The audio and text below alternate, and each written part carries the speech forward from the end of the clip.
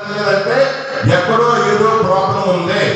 అధినాయకుడు కానీ ఎందుకు నాశనం ఇబ్బంది పడుతున్నాడు, ఎందుకు వీళ్ళు దోపిడీ చేస్తారు మన ఇండస్ట్రీస్ అని చెప్పి ఆయన దృష్టికి తీసుకెళ్లి మార్గం ఉంటుంది. కాబట్టి అది లోకేష్ గారి దగ్గర తీసుకెళ్ళా, ఎవరి దగ్గర తీసుకెళ్ళిన ముఖ్యమంత్రి గారికి అయినా సరే మీకు ఎఫిషియన్సీ పెంచాలంటే మీరు హ్యాచరీస్ మీద, ఫీడ్ ప్లాంట్ల మీద, ప్రాసెసింగ్ ప్లాంట్ మీద ఒత్తిడి తీసుకురావాలి. ఒక్క రూపాయి ఖర్చు పెట్టకుండా హ్యాచరీస్ డబ్బులు ఎందే పిల్లవడం దీని మీద సంపాదించారు. వారి మీద ఒత్తిడి తీసుకురండి. వారిని ప్రాసెసింగ్ ప్లాంట్ వాళ్ళని, ఫీడ్ ప్లాంట్ వాళ్ళని, హ్యాచరీస్ని మీరు 25% ఇక్కడ ఖర్చు పెట్టాలి, డొమెస్టిక్ సేల్స్ పెంచాలి, మీరు చెయ్యాలి. అలాగే మేము రైతులు ఉంటాం.